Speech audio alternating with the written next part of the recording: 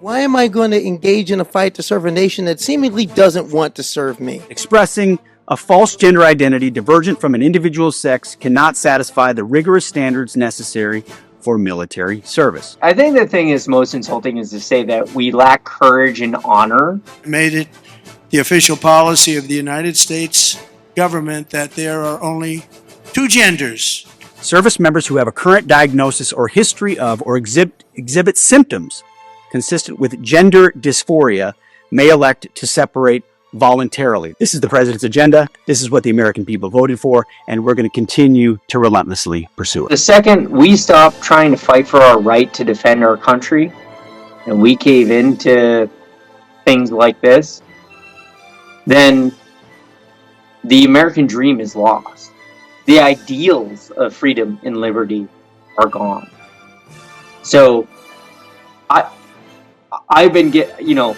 have grown up with a sense of patriotism, a sense of honor and character from my upbringing as a young kid, to reinforcing that, reinstilling that, and I don't just wear the Ranger tab, I bear it, in which you never quit, you never surrender, you never leave any of your fallen comrades behind.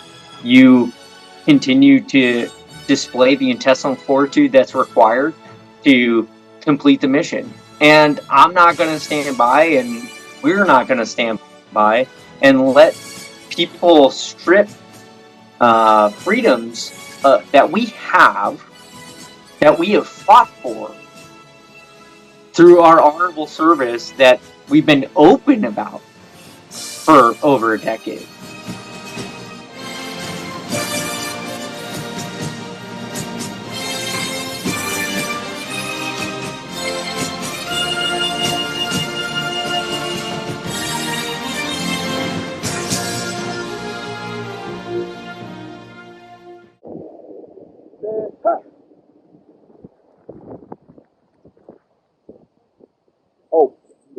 Yes. Not bad for a 54-year-old arm, huh? Welcome back to Transposition Sports. I'm Carly Chardonnay-Webb, and yes, Carly's Clipboard Edition live from the practice field. And this week, we got a really special interview for you because there's this woman I know named Char Corcoran. If you look at her Instagram, first thing you notice, she hits that gym hard. And there's a reason why, because she's an active athletic sort, especially on the football field. Player coach for the Denver Bandits of the Women's National Football Conference. Was all-league selection on offense and defense.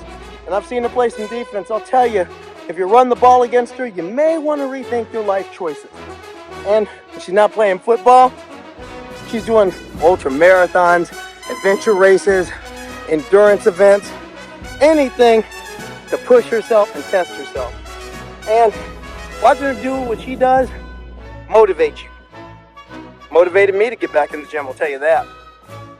But motivation and leadership, that's her main job.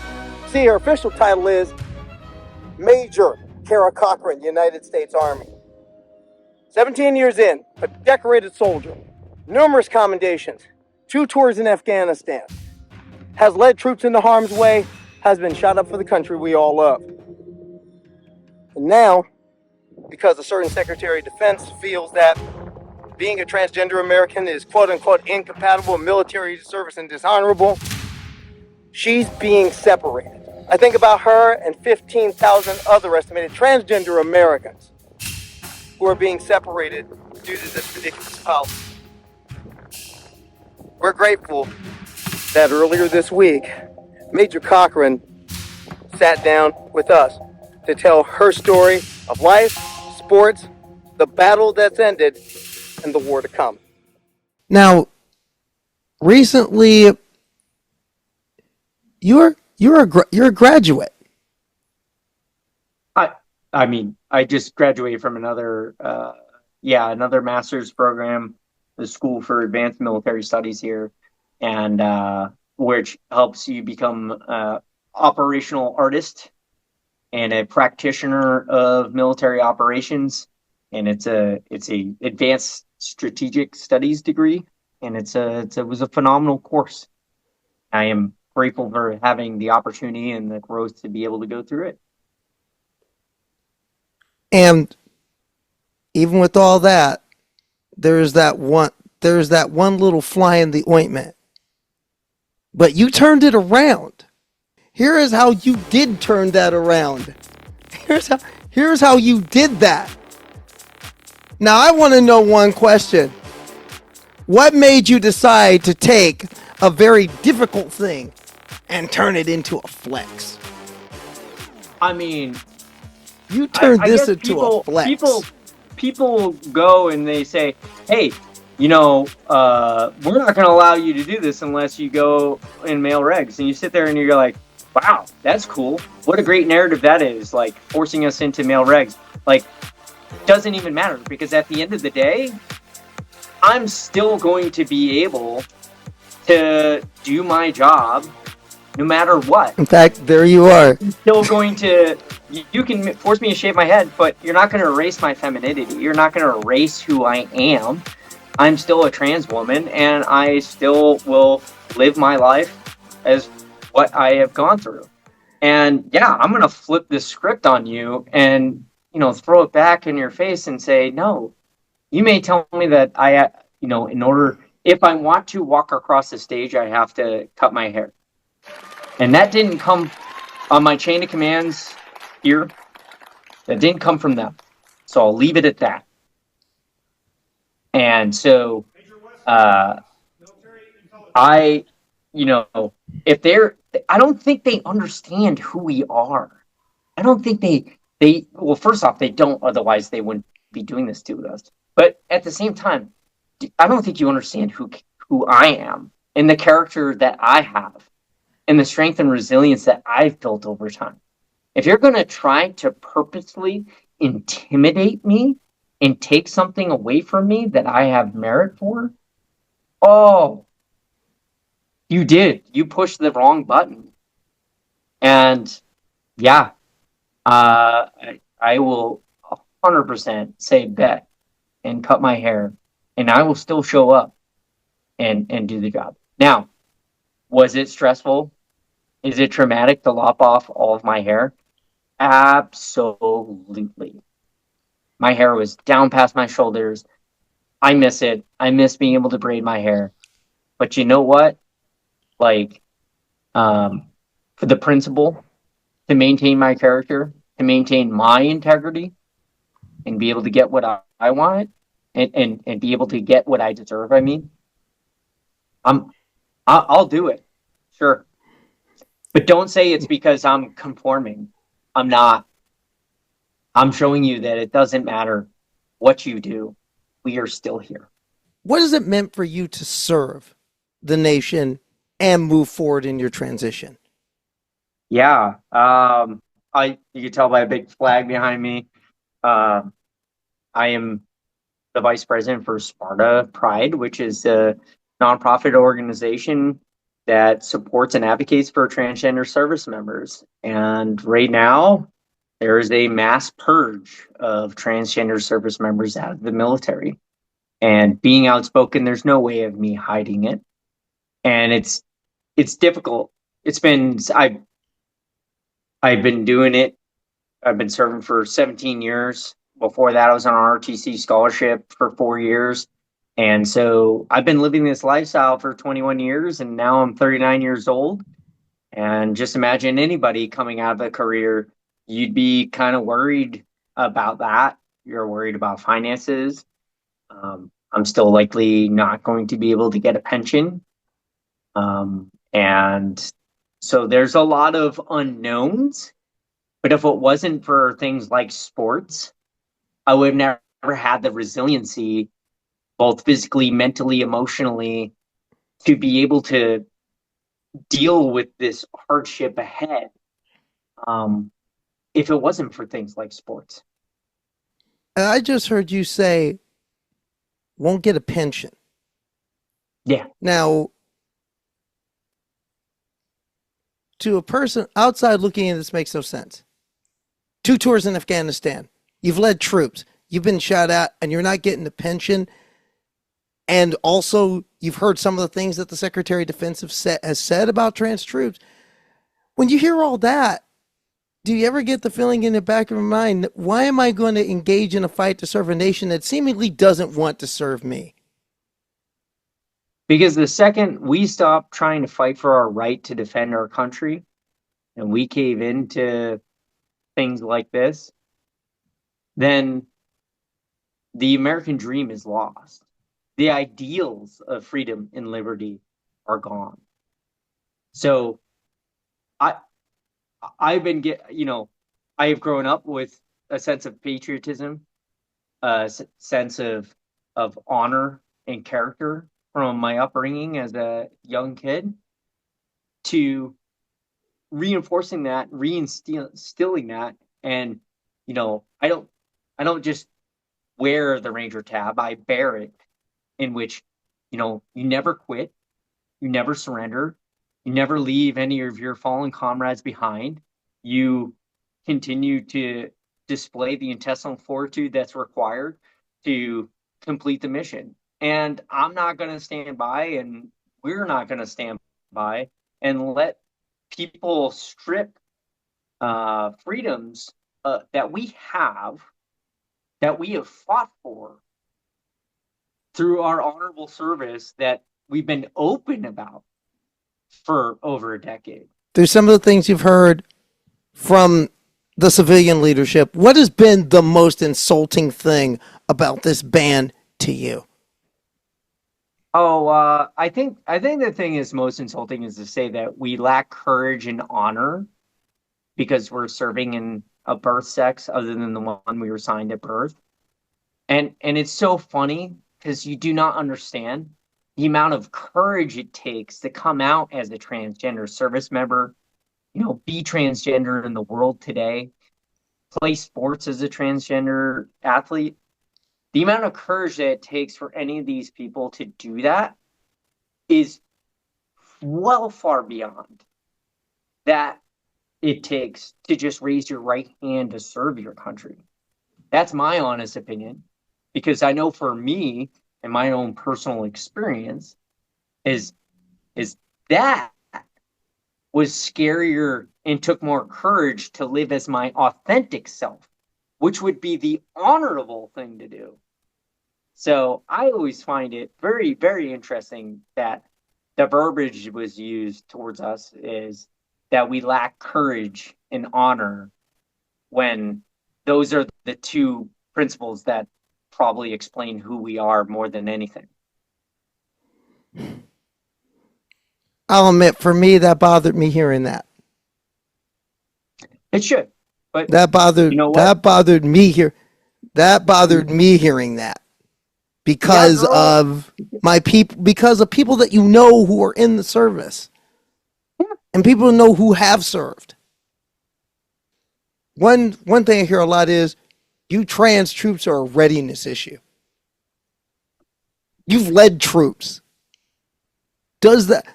In what way does that phrase not hold water? All right, so you want to talk about readiness, right? Let's break down readiness. Okay? So you want to talk about deployability? We can do that first. We're deployable. Period. Next question. If you wind up getting a surgery for your shoulder, right? You're going to be non-deployable for, if I have a grade 3 AC joint separation right here. It's pretty gnarly. Ouch. If I had gotten a surgery on that, right? That was going to be 6 months non-deployability on profile, tons of physical therapy and all that stuff. But I grin and bared it and used grit and was smart in my rehab with it. And it took years for it to function. But if you go on my medical profile, you'll never see me on profile for it. Why? Because the injury occurred 1 month before I was supposed to rotate as a battalion S3XO over to Korea, right? The surgery that I got, I timed right after Thanksgiving, when everything slows down before holiday block leave, Right. that's when I did it. Between exercises, during time when there's nothing going on, where it was going to work out, recovery, come out of it at the 6 week mark. I was told, hey, you can go back to PTing and do whatever you need to do. And those are the surgeries where people go, oh, you're not deployable for an entire year. It's a lie. And it's very frustrating to hear that as something that's being told all the time. We're saying, oh, they're non-deployable.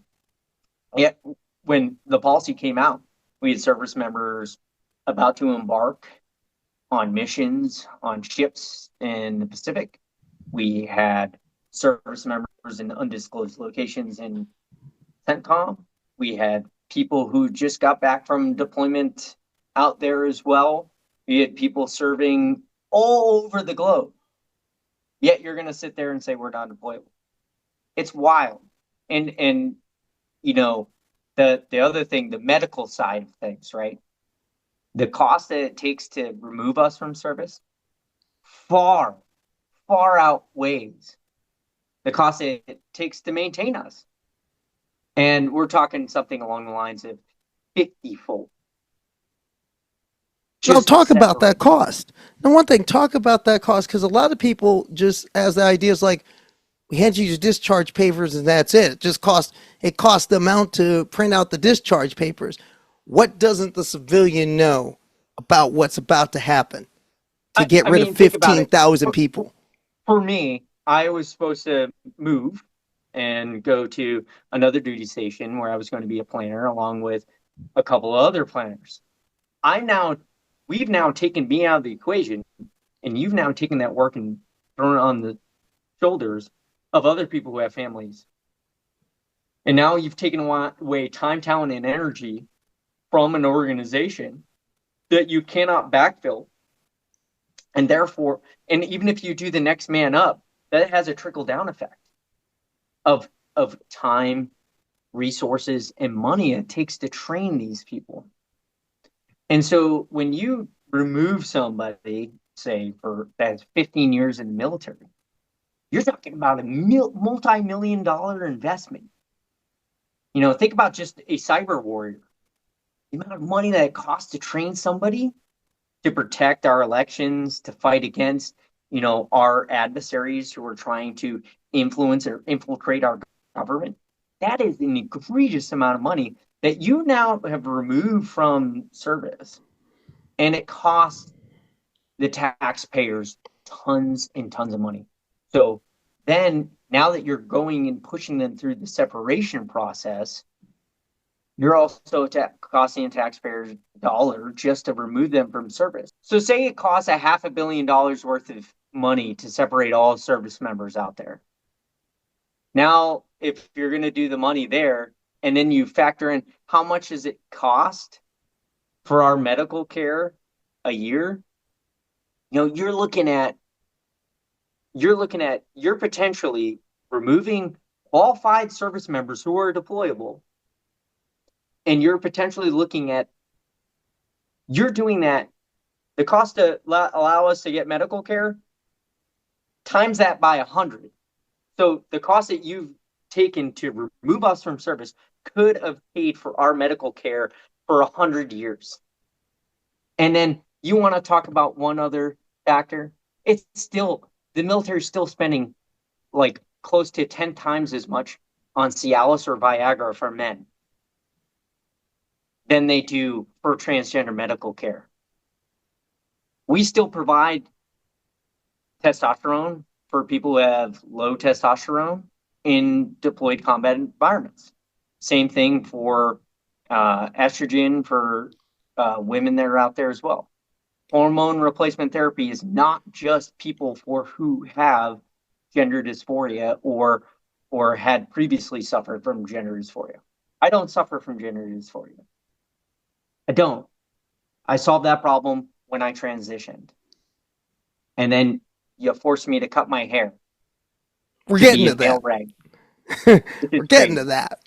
Yeah. But so So within that readiness issue, the whole if we send you to say Saudi Arabia, we can't keep your testosterone and estrogen cool. We've heard that one. Yeah. So, like, for instance, that I know people who deploy with that anyway, right? Small vial, everything's fine. Me, I am on pills, so they could never use that excuse against me anyway. So, I mean, the argument of, oh, frontline troops, like what's going to happen and all this other stuff. And you sit there and I go back to 2010 when I was a combat outpost where I didn't shower for 3 months and I rotated out of there twice, 3 months each time on the Pakistan border. Well, I get 3 months of supply of pills that's like tiny as hell that fits anywhere, and that's 90 days supply. That's my refill. So people forget, even during World War II, we rotate units out of the front lines. And they also forget that we resupply classes of supply. And it's as simple as the doc within your platoon going, so-and-so needs this medication. And then that medication gets pulled from a pharmacy, and on the next resupply on a helicopter or some other means, it gets dropped off with all the other supplies. Why? Because we're the best fighting force in the world. Period. Now, there's also the M word, morale. Oh, Major Corcoran, by having you as you are, would change the unit. It would affect the morale. We've heard this before. I know history has shown. Back in October, prior to October, as I was going through school, we never talked about me and who I was and what I was going through. And then we had to after November, because it was like, hey guys, I'm going to get kicked out. And I don't know what that's going to look like, but we're going to fight against it. And we're going to try to maintain our service and what's there. And that's the problem, is like when I was in a tank battalion executive officer, I did my job and I was with the other service members, and it was not a discussion. No one cared. Could you do your job? That's all that mattered. Yeah, when I first showed up, just like when the first women showed up in combat arms in a tank battalion, some dudes were just kind of like, whoa. I remember one of my very first days, I was a career light infantry officer, and I showed up in tank battalion. I'm in the motor pool looking at a tank, and I'm going, what is that? Well, that's the power pack. You got the engine, you got the turbine, the transmission, like it all comes together in a power pack, and they're pulling out of the back of the tank to do maintenance on it. And I just go up to a staff sergeant and I go, hey, Sergeant, and you could tell he was visibly shaking because one, the battalion XO is talking to you. That's scary. 2, female infantry officer. 3, transgender servicemen. They were scared to talk to me. And I was like, hey, man, have you ever met anybody like me before? And he was just like, no. And I go, hey, dude, it's fine. I'm just a regular human being. I just want to know, what can you tell me about this tank? And he was like, yeah, ma'am, yeah. So, and he started explaining the engine and different parts of it and all this stuff. And after that interaction, didn't matter, didn't care. And that's what people they don't understand. And we've heard the same rhetoric over and over and over again. Oh, I can't be in the same foxhole as an African American man. I can't be in the same foxhole with a woman because I may not be able to control myself. That sounds like a you problem. Oh, I don't want to be next in foxhole wondering whether or not the guy next to me is gay. No, that was never an issue. No one cared. And then, oh, I don't want to know if the person next to me is gender confused. And you're like, Really? Do you think if I'm in a foxhole, that's the thing we're worried about right now? No. I'm worried about survival. I'm worried about watching your back and can you watch my back? Period. What was your experience like playing women's semi-pro football? Well, I'll be honest, in a previous life, I always wanted to coach football. I was always like, oh man, I'd love to have, kids growing up, it'd be great to have a boy and teach him to play football like my father did to me when I was in high school and Pop Warner. That was like always a dream, right? And then when I lost my family and I transitioned, I was like, nope, never going to be able to do football thing ever again.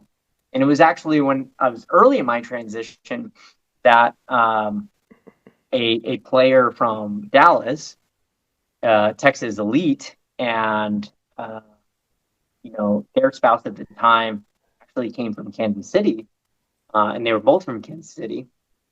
They were like, "Hey, you should check out, women's, you know, football." And I'm like, "What are you talking about, women's tackle football? That doesn't exist." And they're like, "Yeah." And then they're like, "We're standing up a new league. It's the Women's National Football Conference." And I was like, well, this is cool. But yeah, no, I really don't have time for that right now. And like I got brand new kids and all this stuff. And I was just like it was one of those things where you earmarked and you're like, oh, that's interesting. Fast forward a couple years later, and I had started an Instagram account to kind of follow my journey.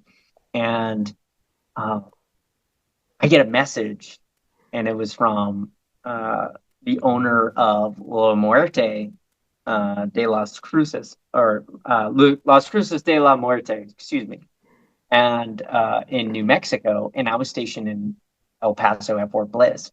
And you're like, hey, see you lifting weights, are you, do you, have you ever played football before?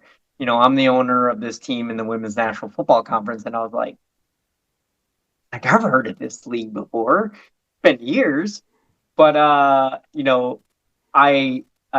sat down with him. I talked to the coach and the owner, and I was like, hey, all this sounds great, but I've got this going on. And then we pulled up the regulations, and you need to have been on hormones for 4 years. And so I sat back and I was like, hey, I can't play, but I'd love to coach.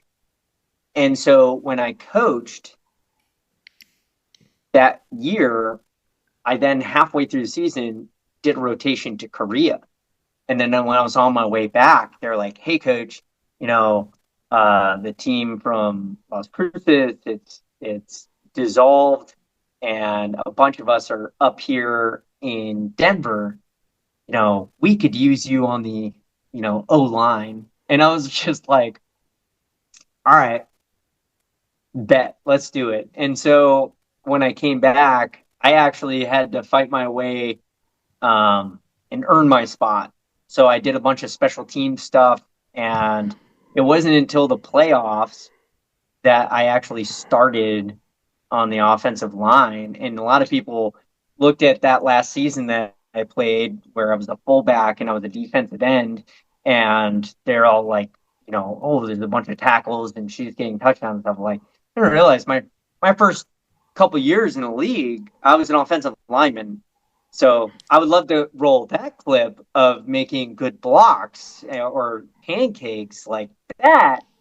People forget that the trenches is where it's all at.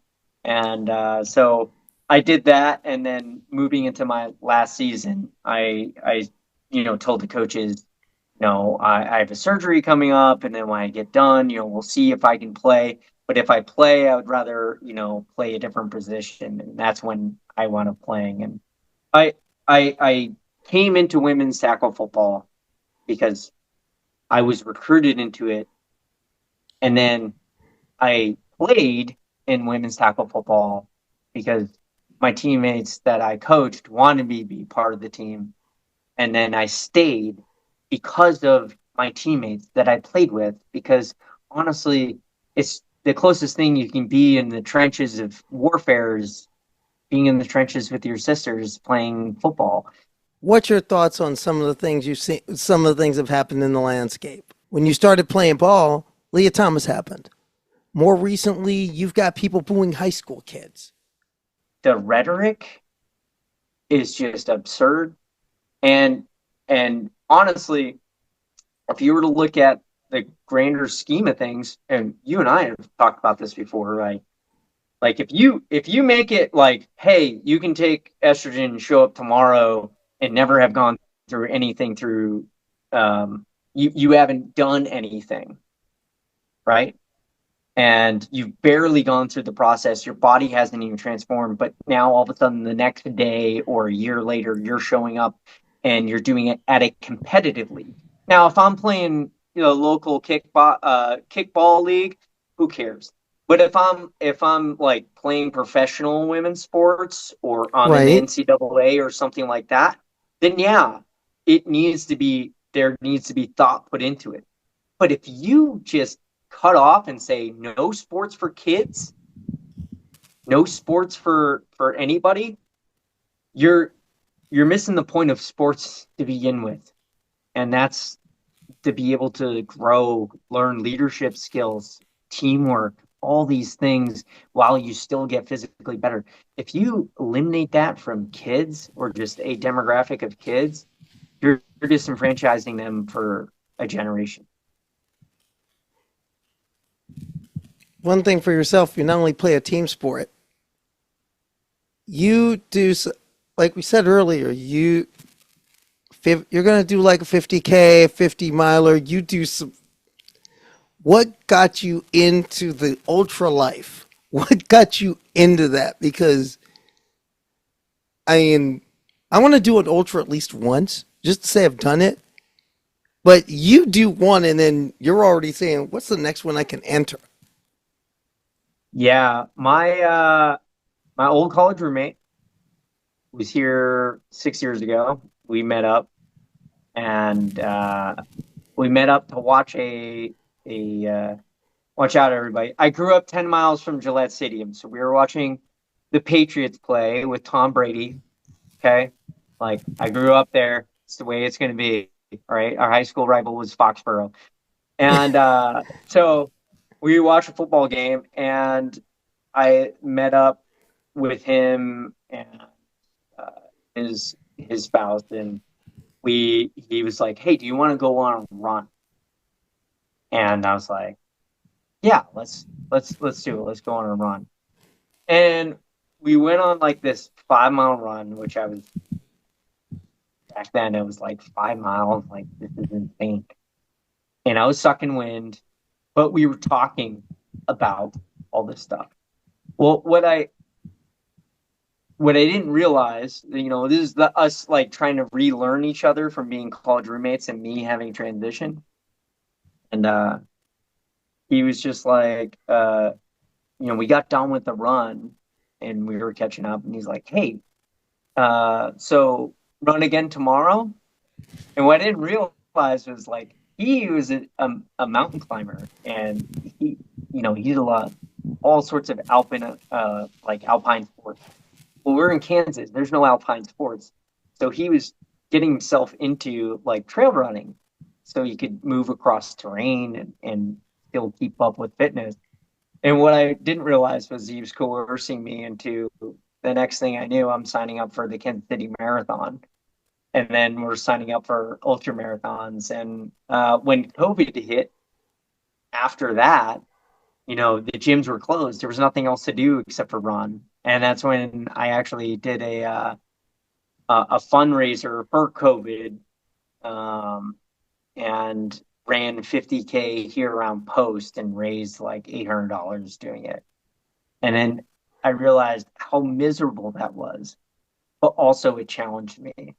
And so the next year I did some ultras, and then I just wound up continuing to do ultra marathons all the way throughout, and except for my rotation to Korea. And yeah, it's just one of those things now, or becomes habits. Like, hey, it's summertime, I gotta start looking for races. And I just love the challenge of having to go through it. Last year, and I ran a trail marathon, ran the Kansas City Marathon. And then I did a 50 miler 6 days later after the Kansas City Marathon. But you want to look at, use that for grit. Heck, one of my friends, she's a lieutenant colonel and a CrossFitter, and she was just like, you know what? 2 days before the 50 miler, she's like, I'll run that with you. And so we wound up doing a 50 miler, and that was her first ultra marathon, and she just went out and crushed it because she's a phenomenal athlete. The game respects game, What's the next step? What's the next step in this battle to stay in the uniform you've earned? Well, unfortunately, that battle's kind of lost. The war's not over, but the battle is lost. We had an injunction for a little bit of time, and we fought against that.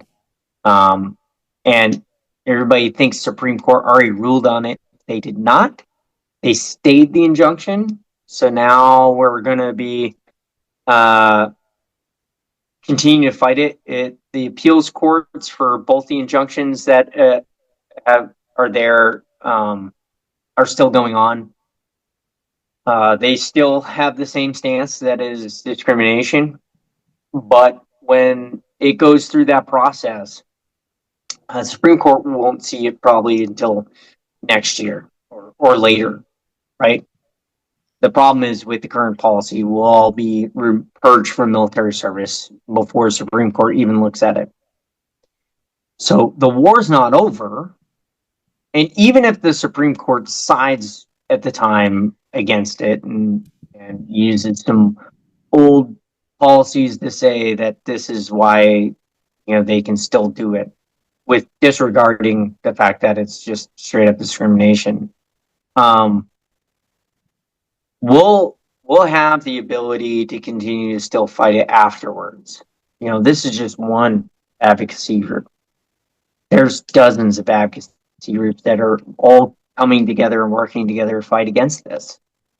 And, I hate the excuse that the pendulum will swing back and, it'll right itself up now, like in the long run. I'm kind of tired of that excuse. Like, solidifying it into law and allowing us to serve, solidifying things into law, like, hey, you can continue to play women's sports, or we still haven't even talked about trans men in the military. We still haven't even talked about trans men in sports. Like that, where's the uproar about that? There isn't. And that's why it's discrimination. And so you sit back and you go, this is all ridiculous. And maybe at some point there'll be some legal protections. And we just let people serve their country because they love it. And we let people play sports because they love it. And it's good not only for those people, but also for the human race to have people who understand leadership and teamwork. But, whether it's military service or sports or just anything, realize that our job as human beings out there is to continually grow and continuing to learn throughout our entire existence that we're here on this earth, so that we can become better human beings. And if there's anything, right, serving your country is a selfless way to continue to try to make the world a better place. That's one aspect. The other aspect that we talk about is sports. Sports is crucial for kids, for anybody, to learn teamwork, to infuse not only the mental aspect, but also the physical, social, spiritual, and emotional aspects of life. So whatever you do, learn about it and continue to understand that, if we're doing the transgender thing, look, me being transgender is just one aspect of who I am. Corcoran is far more than that. And you should get to learn to know us and continue to grow just like anyone else.